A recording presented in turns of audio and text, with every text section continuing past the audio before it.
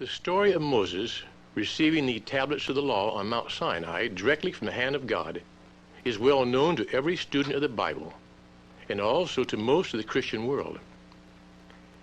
It was at Mount Sinai that God established the nation of Israel as a God-fearing nation, a people destined to receive the promises that God made to Abraham in the Bible centuries before. However, the film I made deals not with Israel as a nation, but with the location of the traditional site of Mount Sinai. I had intended to make a film entitled Sinai, the Birth of a Nation.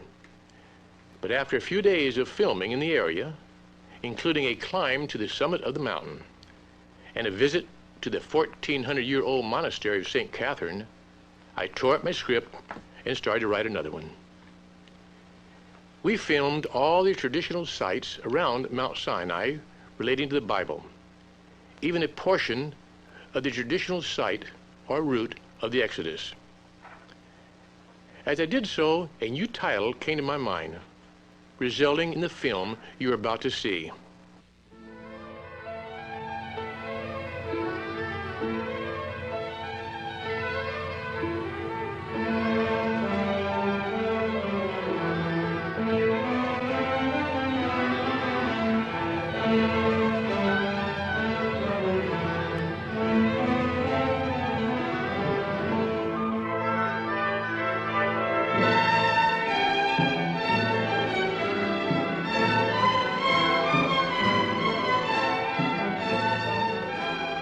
Welcome to Mount Sinai. I am Raymond Capt, biblical archaeologist and historian. Join me for a closer look at the mountain behind me, traditionally identified as the Mountain of Moses, where he received the 10 Commandments written on stone tablets by the very finger of God. Nestling at the foot of the mountain is St. Catherine's Monastery, believed to be the oldest Christian monastery in nearly uninterrupted existence since the 5th century A.D. The monastery claims to enshrine many of the most famous religious sites of the Bible, one being the burning bush in which God appeared to Moses, commanding him to lead his people out of Egypt. Is this truly the biblical Sinai? The 3 peaks of the mountain suggesting the Father, Son, and Holy Spirit? Most Bible scholars would answer yes. However, this acceptance is due to a lack of understanding of its geographical location and its geological character. Both its geography and its geology are in contradiction to the scriptural narrative. Furthermore, the weight of centuries of acceptance of this mountain as the biblical Sinai makes it difficult for one to even consider a different location. However, research can show that this Mount Sinai received its name Jebel Musa, or Mount of Moses, only in the 2nd century A.D. by Greek monks who settled around the mountain over 1,300 years after the Exodus. A spring in a nearby valley basin they claim was the Pool of Moses. They identified a nearby rock as the one Moses struck, and from which water came forth for the thirsty Israelites. In their zeal, the Hermans identified a growing bush as the burning bush of the Scriptures. But Mount Sinai was not the earliest traditional site of the Mountain of Moses, so before we examine Mount Sinai and the unique St. Catherine's Monastery, let us first visit Mount Serbal, some 30 miles north of Sinai, which was for the first 2 centuries A.D. considered to be the biblical Sinai. At the foot of Mount Serbal is the oasis of Faran, the most beautiful and fertile area of the lower Sinai Peninsula. Here there is rich foliage, shade, and moist vegetable soil, and date palms of unusual size, intermingling with tamarisk, the manna-bearing tree that supplied our ancestors with food, and the acacia, armed with its fearful spikes. The Arabs who live here still believe that Mount Serbal is the true biblical Sinai. They are very friendly toward strangers, especially the little girls who are always anxious to have their picture taken, for coins, of course. The Arab girls spend most of their time minding the goats while their brothers attend school. The Arabs who live here may be in part descended from the ancient Amalekites who once occupied the area. The ruins of a hilltop Amalekite city has been found, overlooking the oasis, giving rise to the belief that Pharaoh is a biblical Rephidim. It's only a short climb to the ruins of the ancient city, which was occupied by about 8,000 persons at any one time, a force far too small to have taken on the hundreds and thousands of Israelites passing through their area. Believing this to be the Rephidim of the Bible, the early Christian monks built many churches, even a small cathedral in the 5th century. One church rebuilt is still in use today. Although Pharaoh cannot be the Rephidim of the Exodus, the children of Israel did pass through this wadi, which is the only natural pass eastward across the Sinai Peninsula. It connects the Wadi Sheikh, a fertile valley some 80 miles long, which opens out at the upper end of the Gulf of Aqaba. The wadi contains several springs of bitter water, which fit the biblical story, and tamarisk trees like this are found over a 100-mile stretch of the route of the Exodus. Trees from which the Arabs still today gather manna, a small whitish growth which has a honey-like taste. I found that the range of peaks of Mount Serbal failed to fit the biblical descriptions of Mount Sinai. So now let us go back down south and take a closer look at the traditional Sinai. This was the subject of several paintings by David Roberts, who visited Jebel Musa in 1839. According to all legends and inscriptions, the Greek monks and hermits started settling around Jebel Musa between the 2nd and 5th centuries AD, living in small caves and rude shelters.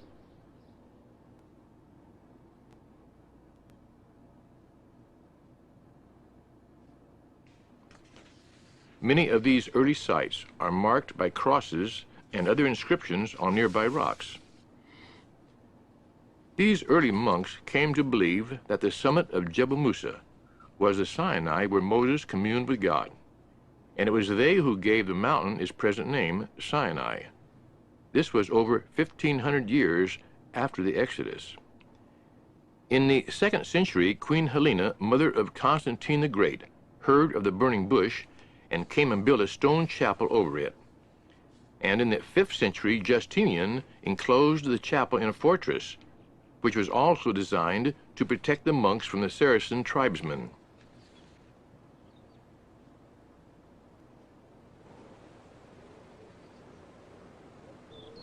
The fortress, known today as St. Catherine's Monastery, is reached by a sandy road running up a small wadi and passing alongside the monastery gardens, which are protected by stone walls from the flash floods which sweep past the fortress every rainy season.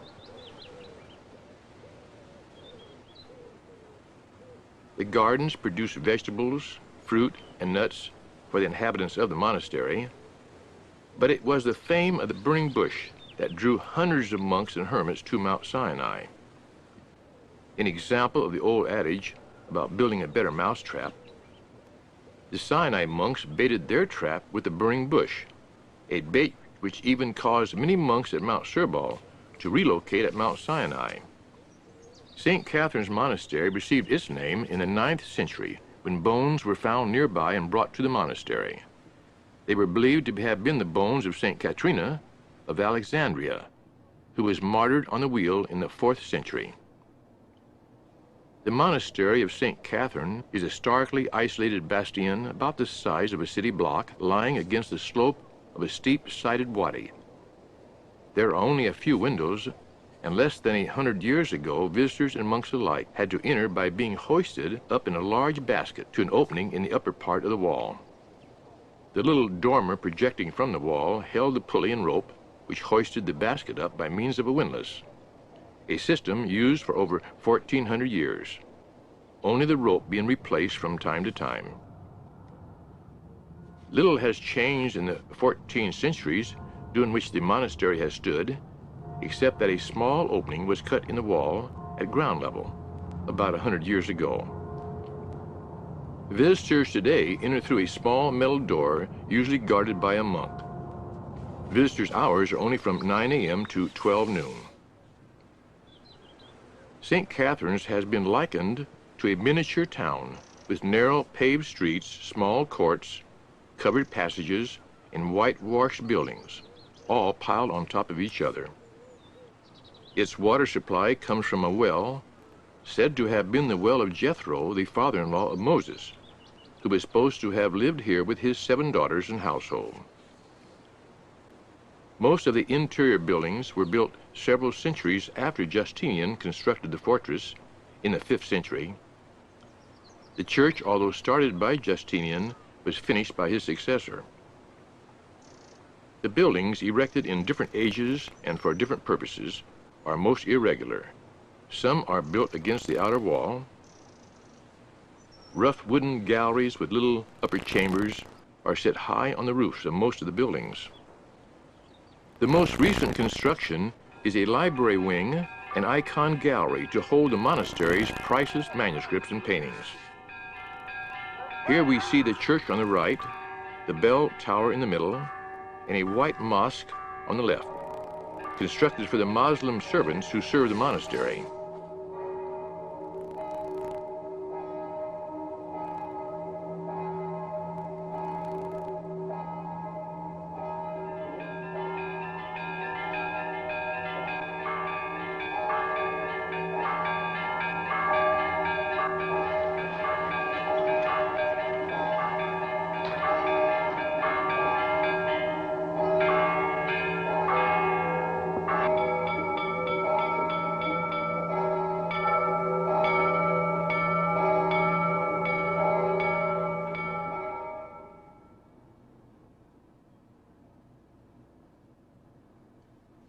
Roberts painted this picture of the monastery showing some of the monks.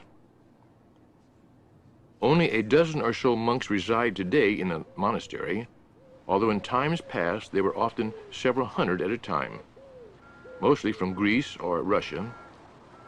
Today they come and go, not spending their entire lives here as in times past.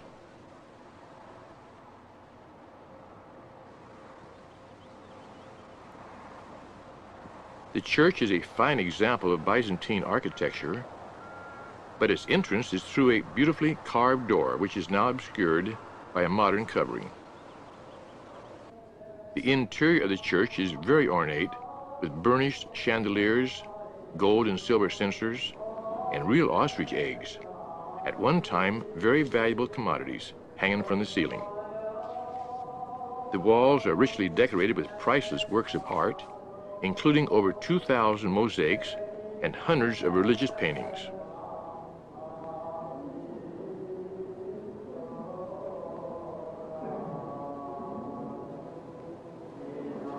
Above the central altar is the figure of Christ on the cross. It is over 1,000 years old and is considered a masterpiece of Byzantine art.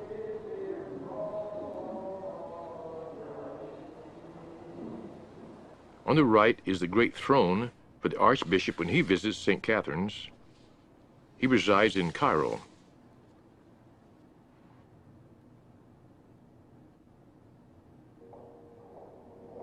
David Roberts' painting of the interior of the church shows little change over the last 150 years. And he also depicted the Archbishop's throne, seen on the right of this painting. The marble floors are today covered with rugs.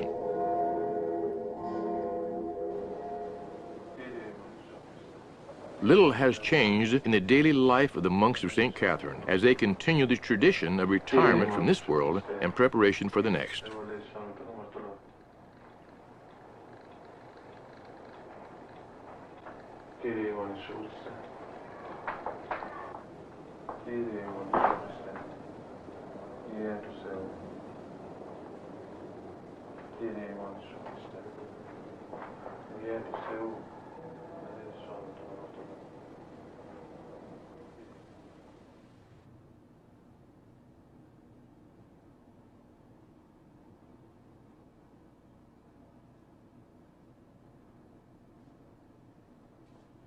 They dress in their ceremonial robes for worship on special holy days when devout visitors participate in ceremonial worship and processions. Σήμερα το πρωί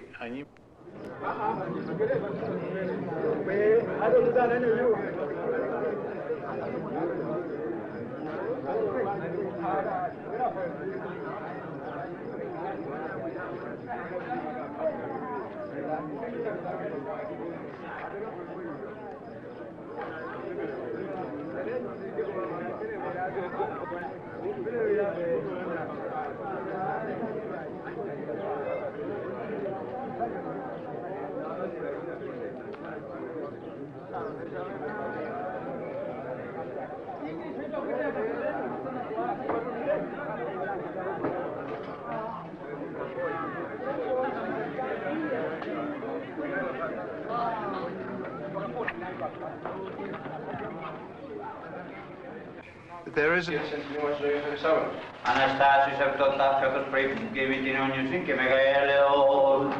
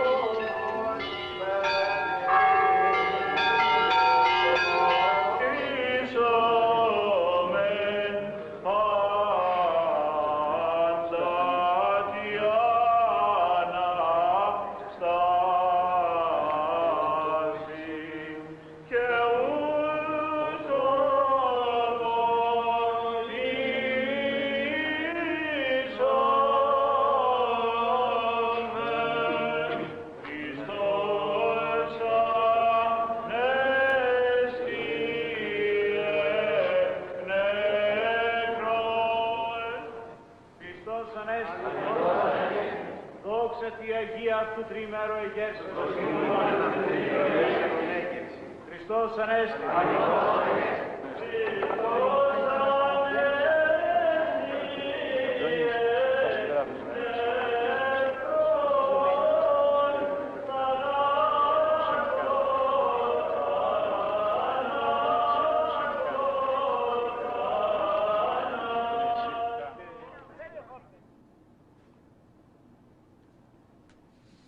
Among the works of art is this painting of the Virgin Mary. It is over 1,000 years old. She is holding the Christ child.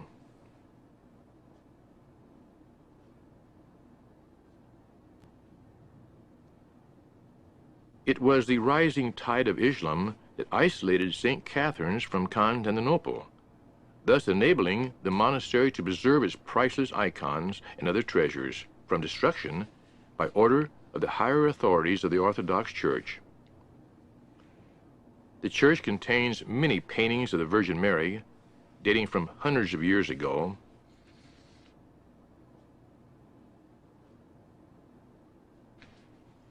This interesting painting depicts monks and an archbishop in white climbing a ladder to heaven while the devils catch the falling souls.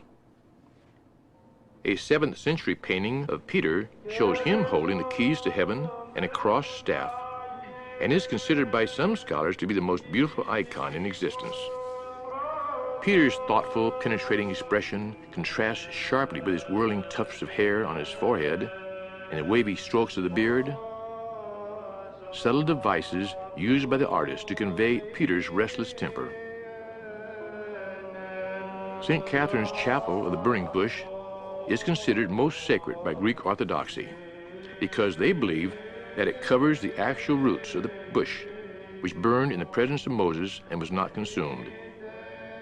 But they do not explain its too close proximity to Jethro's well, which served Jethro's household.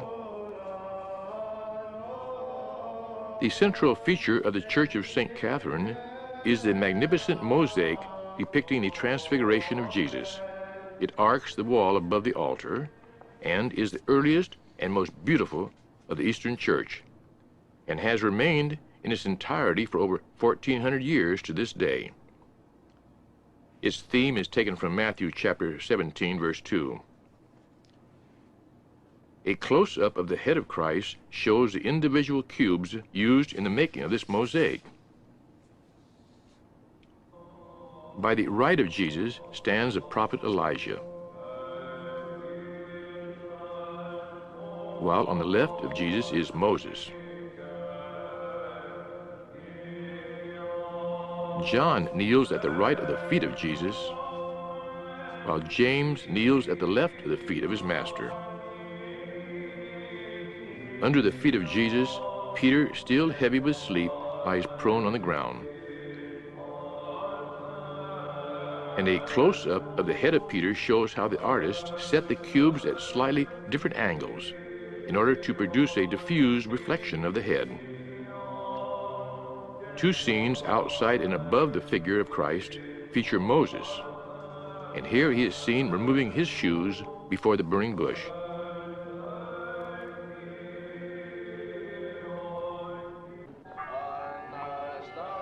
This is a close-up of the head of Moses.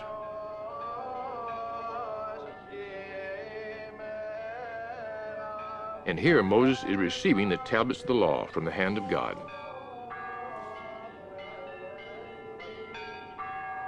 In the margins circling the figure of Christ are the heads of the 12 disciples of Christ, including Andrew, seen here,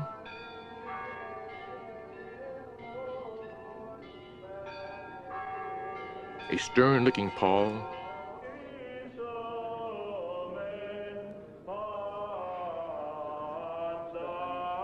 James, the cousin of Christ,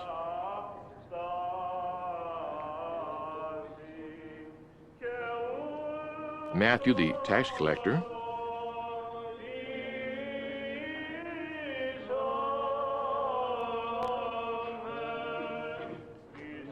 also in the margins are the figures of the prophets, including Daniel, Malachi, a minor prophet,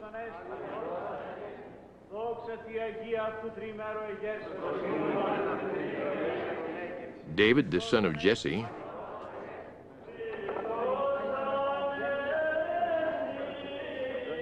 and a rather sad-looking Jonah. Well, he had something to be sad about. The mosaic of the Transfiguration contains two figures in medallions. One, the Virgin Mary. The other is of John the Baptist.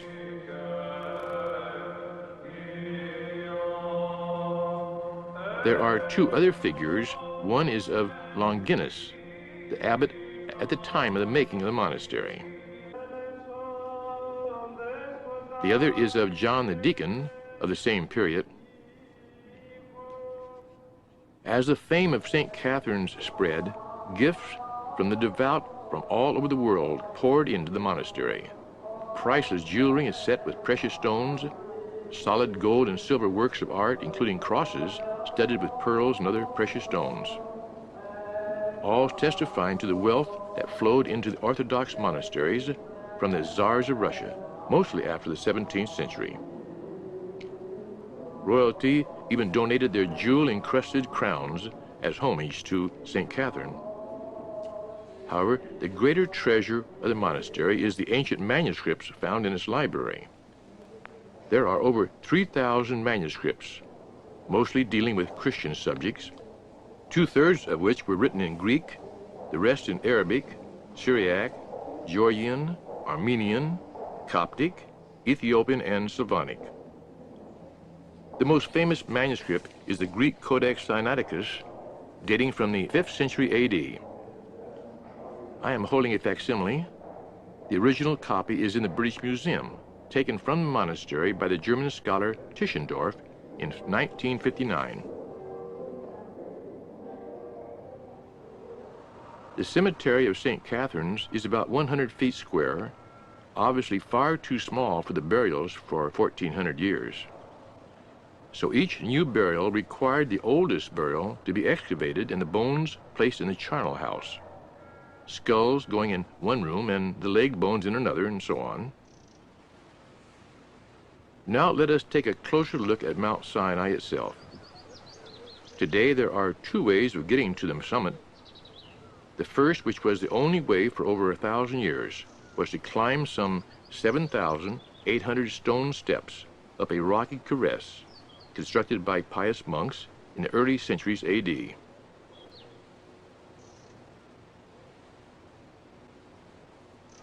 I started up the trail from the rear of the monastery, past several trees struggling to find enough moisture in the crevices to hold on to life. The trail passed old stone ruins of the early pilgrims to Sinai, and as the trail got steeper and rockier, I changed my mind about walking, decided to wait until the morning and take the camel trail. Meet Moses, the son of one of the camel drivers. He is telling me that his father has a very good camel that could take me to the mountain of Moses, much better than walking, and his camel's name was Elijah. A very good name, he said. So I followed him over to the camel corral, and Moses pointed out his father's camel, but too late. One of the monks was on Elijah and about to start up the trail. I watched for a while, thought it looked easy, and would certainly save a stiff climb. There were other camels waiting for customers, so I had to start the old Arab custom of bargaining. How much will you pay? How much do you want? Too much? How about $5? Okay.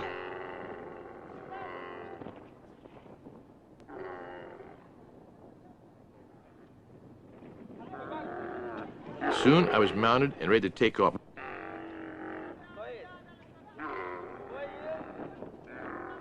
Whoops, didn't plan to take off that way. I had learnt my first lesson about a camel. Only half a camel gets up or down at a time. Moses was right. This did beat walking, and without having to watch where I was going, I could really sightsee. The trail wound around the mountain, steadily going higher and higher.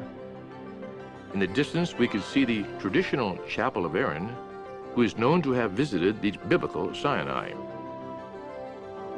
The trail continually winds upward, passing an inscribed stone slab, which reads, "Blessed as they whom God encounters here, to make a covenant of love with them, to unite himself with them, to take them into his heart and being, on this path, the path of his commandments."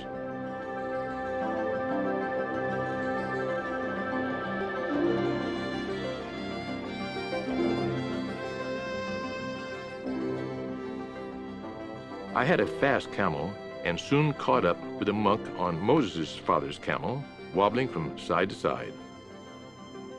I decided to follow him, so when he rested, I rested. And when he rode on, I rode on behind him.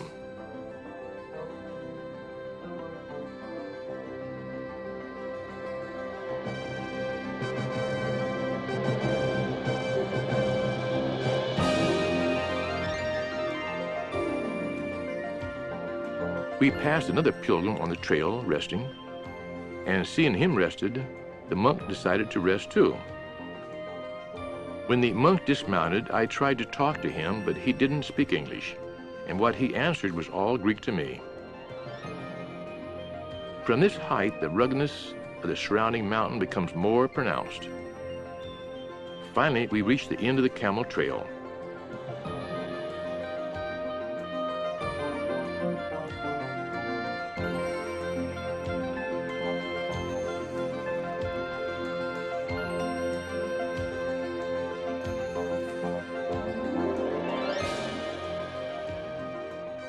I thanked Elijah for getting me safely here, but he seemed very unimpressed by his rider, who could not speak Arabic. Then it was up the last 1,000 feet on foot, helped by some rough steps hewn out of the rock, and in some places loosely set as steps. This trail is only some 100 years old. Before that, all visitors had to climb the 7,800 steps from the monastery, a climb that takes several hours. Finally, the very top of Jebel Musa was in sight, a very welcome sight, I might add. We are nearly 8,000 feet above sea level here. The chapel that crowns the summit supposedly covers the very site where Moses received the tablets of the law from the hand of God. The chapel is dedicated to the Virgin Mary. It was built in 1934 with material from an earlier church erected in 532 AD by Justinian. It had been repeatedly destroyed and rebuilt over the centuries. The chapel contains icons and pictures dating back hundreds of years and is kept locked to the general public except for holy days. The bell hanging in the arch is rung at the monthly service held here by the monks of St. Catherine.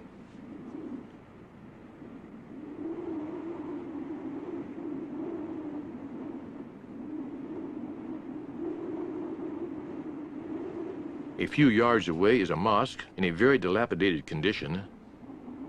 The Muslims also revere Moses as a prophet, as they do many of the Old Testament patriarchs. They also believe that the prophet Muhammad rested here with his camel, as they were both flying to Aqaba. From the summit there is a view of the walking trail from the monastery. It comes up the ravine in the upper corner of this picture. Under the mosque is a crevice claimed by the monks to be where Moses was sheltered during his long discourse with God. Exodus chapter 33 states in verse 22 that God put Moses in a cleft in the rock. My cameraman voiced skepticism and decided to check it out for himself. His comments: Moses would have needed chiropractic treatment if he had spent much time in there. However, the Arabs have dug out a more livable area in the recess. Roberts gives us this interesting painting of the two chapels on the summit of Jebel Musa.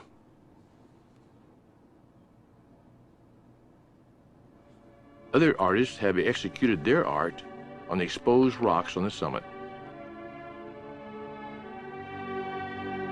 These inscribed crosses by the thousands represent centuries of pilgrims doing homage to their belief that here God gave Moses the tablets of the law.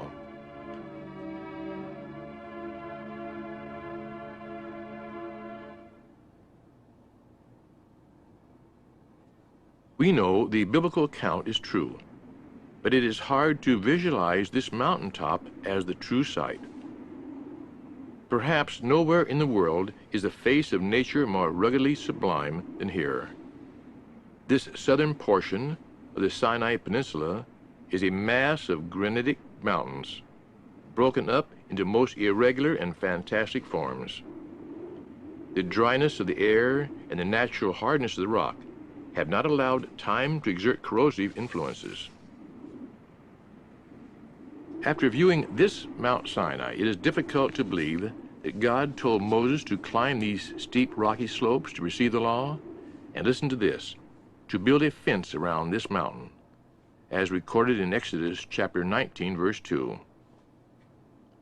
After seeing this rocky terrain, can you picture Moses actually building a fence around Mount Sinai, a distance of over 40 miles? To descend the mountain, I decided to take the long trail of stone steps in order to visit several traditional sites, one being the cave where the prophet Elijah is supposed to have lived. The pilgrimage of Elijah to Sinai, or Horeb as it is sometimes called, is the only instance recorded in the Bible of any of the Israelites visiting the scene where the law was given.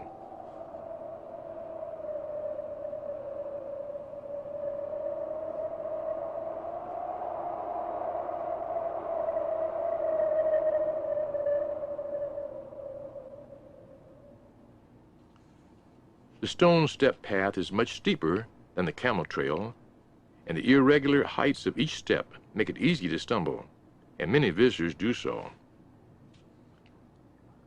Again, I found myself following the same monk I had followed that morning. He had been meditating all day in the summit chapel.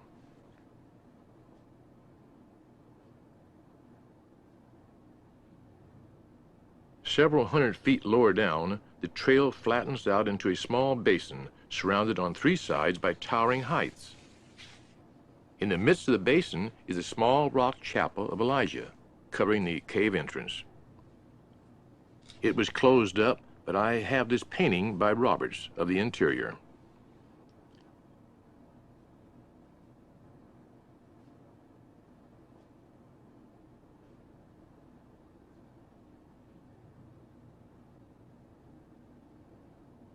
The path continues to wind downward and soon passes under a narrow stone arch between two perpendicular rocks. In ancient times, a priest would sit there, and all who went up to the mountain had to make their confessions to him. And only after receiving absolution could they continue on to worship in the chapel of the Ten Commandments. I tried to picture Moses climbing up through this fractured rocky crevice, knowing that in his day there were no stone steps to facilitate his climbing.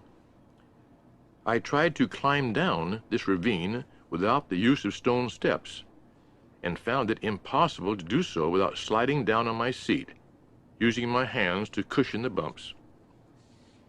Even using the steps is difficult due to the looseness and different heights of the stones, ranging from 6 to 14 inches in height.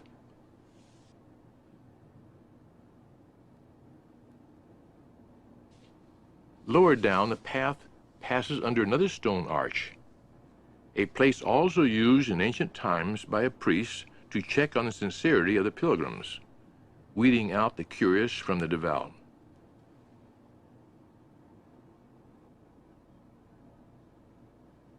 Looking back at the arch, the unevenness of the stone steps is obvious.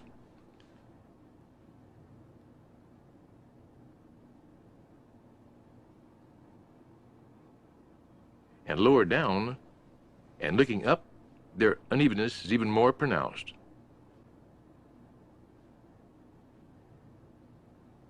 Now compare this view with the same view painted by Roberts over 100 years ago. A few more steps down the trail brings the visitor to the little chapel of the Virgin that some scholars believe was the original monastery of the 2nd century, before Justinian built the fortress, and where the burning bush was first identified. Continuing on down brings the monastery of St. Catherine into view, and soon the visitor can add his or her name to the countless thousands of pilgrims who have climbed this Mount Sinai. From the monastery, one looks out toward the plain that is pointed out as the area where the children of Israel encamped, a plain exaggerated in size by Roberts' painting to lend credence to the multitude as reported by the Bible narrative to have sojourned here. After viewing the traditional site of Mount Sinai, can one now believe the claim that Jethro with his family lived in this wash, and that his vast herds grazed on this ground that is and has been devoid of vegetation for at least 1,000,000 years, and where every winter flash floods raged through this little valley?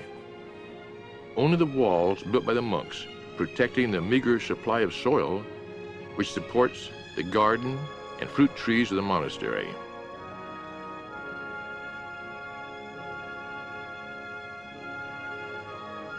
As interesting as St. Catherine's Monastery is, with all its priceless mosaics and treasures, logic rules out that it covers the site of Jethro's home.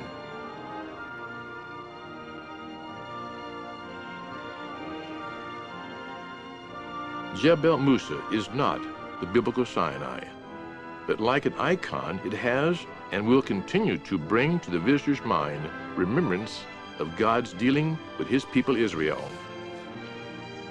The early Christians came to Mount Sinai because they thought it was sacred ground. And even though it is not the biblical Sinai, I believe it has become sacred ground by over 1,400 years of daily prayers of praise to our God. We may never know where the light from the divine fire shone forth in the burning bush was located, but at the biblical Sinai, God established the nation of Israel, a people destined to be recipient of the promises that God made to our father Abraham centuries before. The film you have just seen, Sinai, A Closer Look, raises some questions left unanswered. However, it should be obvious that the early monks living in Sinai planted the now traditional sites, which have been accepted for centuries because very few people have ever visited Sinai to see for themselves the utter impossibility of this being the biblical Sinai. Yes, there is indeed a biblical Sinai, where God spoke to Moses and where he established and formed his people Israel into a nation that fell from grace, but was redeemed by Christ at Calvary. Then where is the true biblical Mount Sinai, you may be wondering? Well, while the actual location still remains unknown, there are several possible sites. One site is Har Karkom, a hill near the Negev-Sinai border. There are striking parallels between the biblical description of Mount Sinai and recent discoveries made at Har Karkom. In the book of Exodus, chapter 24 and verse 4, we read, "And Moses rose up early in the morning and builded an altar under the hill, and 12 pillars according to the 12 tribes of Israel." At the foot of the hill have been found 12 stone pillars near a stone structure that could be the remains of an altar. Exodus chapter 33 and verses 21 and 22 reads, "And the Lord said, Behold, there is a place by me, and thou shalt stand upon a rock. And it shall come to pass, while my glory passes by, that I will put thee in a cleft of the rock, and will cover thee with my hands while I pass by." It is very unusual to find a cleft or niche on the very summit of any mountain, but there is just such a cleft or small cave at the top of Har Karkom. Around the mountain are several stone menhirs, that is, upright standing stones, stone circles, and stone platforms with altars, all clear indications of past religious activities. And an enormous number of religious rock paintings have been discovered here. This intriguing inscription depicts a twisting snake next to a rod or staff, which may indicate a snake turning into a staff. Could this be graffiti relating to the Exodus when Moses displayed God's power by turning his staff into a snake and back again? Divided into 10 spaces, this grid art could represent a rectangular stone tablet. Although no writings or symbols are engraved on this rock, could this be a representation of the tablets on which were written the 10 Commandments? In this scene, a stick-like figure of a man appears to be at prayer before a simple abstract line, a figure found repeatedly on many rocks in this area. In fact, here in the Negev is to be found the richest concentration of rock art found anywhere. One archaeologist has suggested that this circle with the rays extending out in all directions, seen on the right here, might represent the eye of God. Also of a later period is this rock drawing having 8 lines engraved below what appears to be a maze. What it is intended to portray is unknown, but it may represent some 8 important tenets of the religion of the people who occupied this area for a period of time.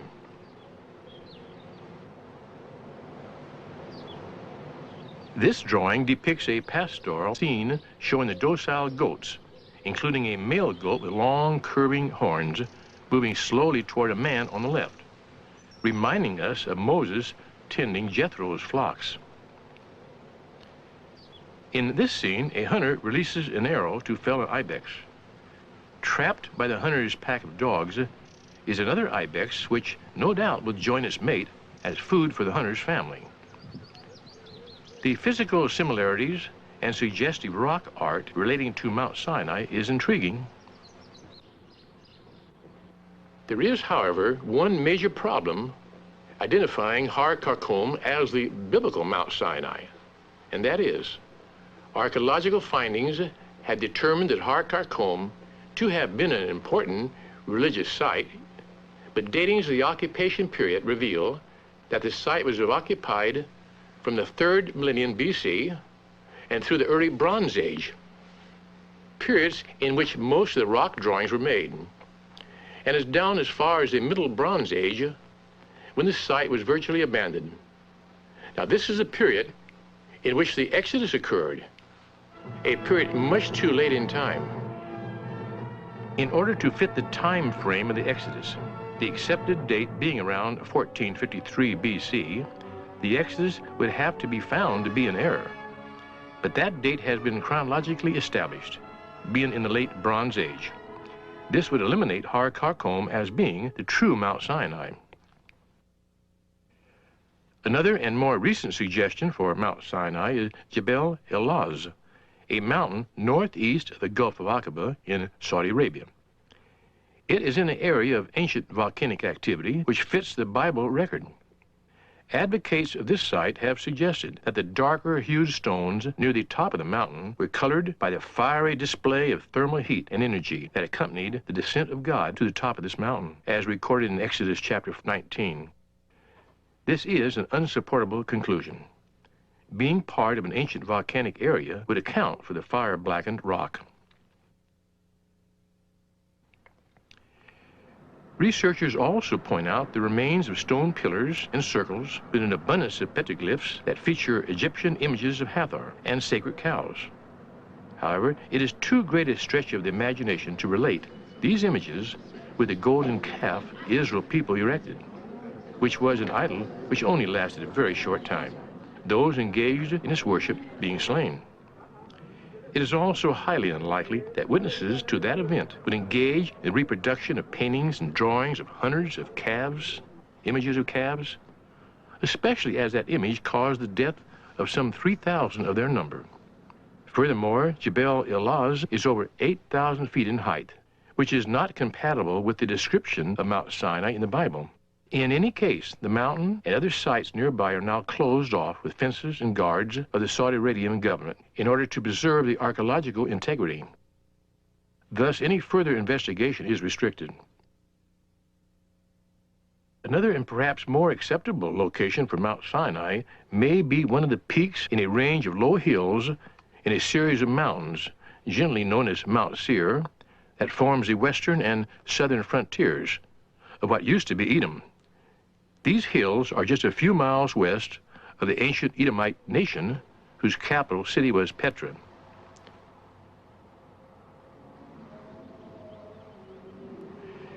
The Edomites became the richest of the Transjordanian tribes. God's judgment on Esau, Edom, is found in the book of Ezekiel, chapters 35 and 36. Although the nation of Edom was destroyed, Edomite people continued and infiltrated the tribe of Judah and became proselytes to Judaism and called themselves Jews. They make up a large percentage of the Israeli nation of today. There is much biblical activity recorded as taking place in this area. We find such names as Wadi Musa, meaning the Valley of Moses, and Mount Hor, the traditional site where Aaron died and was buried. Several biblical references clearly place Mount Sinai in the mountains of Seir. One example is in the book of Judges, chapter 5 and verse 4, where the prophetess Deborah poetically associates Sinai with Seir. When thou wentest out of Seir, when thou marchest out of the fields of Edom, the earth trembled and the heavens dropped water. The mountains melted from before the Lord, even that Sinai, from before the Lord God of Israel. Even St. Paul, in his letter to the Galatians, chapter 4, verse 25, locates Sinai in Arabia, which excludes the Sinai Peninsula. He writes, "For this Agar is Mount Sinai in Arabia. This locates it, or Mount Horeb, within the borders of Midian, this area being known as the wilderness of Sinai." Another clue as to the location of the real Mount Sinai is found in the book of Exodus, chapter 3, verse 1, which reads, "Now Moses kept the flock of Jethro, his father-in-law, the priest of Midian, and he led the flock to the backside of the desert, and came to the mountain of God, even to Horeb." The traditional site of Sinai is in the heart of the mountainous region of the Sinai Peninsula, more than 100 miles from the Gulf of Aqaba, the nearest Midianite country. Can you imagine Moses leading the Midianite flocks of livestock through these hundreds of miles of rugged mountains with little or no water, even less fodder to sustain the animals, and with the prospect of having them end up as a present to the warlike Amalekites in the Wadi Faran area. Although most Bible scholars are looking for Mount Sinai as a high mountain peak, it should be pointed out the Hebrew word har, or H-A-R, translate mountain, can also be translated 3 different ways: mountain, mount, or hill. Exodus chapter 3, verse 12 reads, "Ye shall serve God upon this mountain." Exodus chapter 19, verse 2 reads, "And there Israel camped before the mount." Exodus chapter 24 and verse 4 reads, "Moses builded an altar under the hill." So the word mountain can also mean a low hill, such as the Mount of Olives or Mount Jezreel, both called Har in the Hebrew. The Bible does not imply that Mount Sinai was a great height. On the contrary, the mountain needed to be fenced around to limit the approach of the people. And the idea that 70 elders trying to scale the very steep and rocky gradient is not reasonable.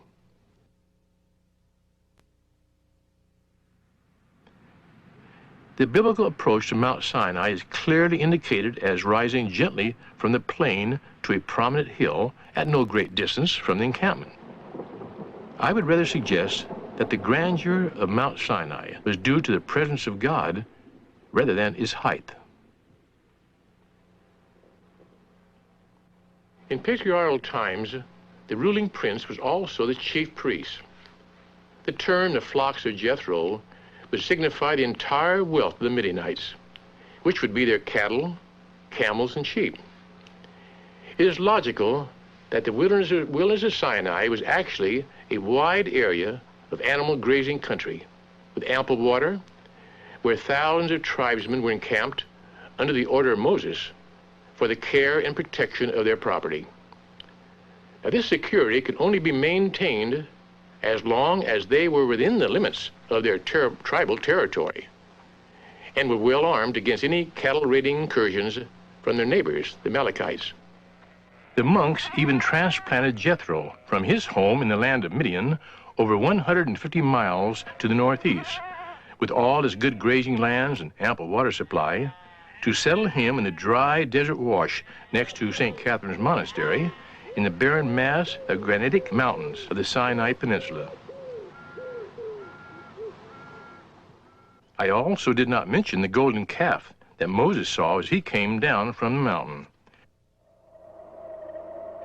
The sight shown today cannot be seen from Mount Sinai until one completely descends and walks out toward the plain, the only plain adjacent to the mountain, and too small to contain the number of people believed to have been in the Exodus. Also, the summit of the traditional Mount Sinai cannot be seen from this plain, as intervening ridge obscures it, whereas the Bible clearly states that the people down on the plain could view the mountain. And as I said before, could you conceive God commanding Moses to put a fence around the mountain I have shown you?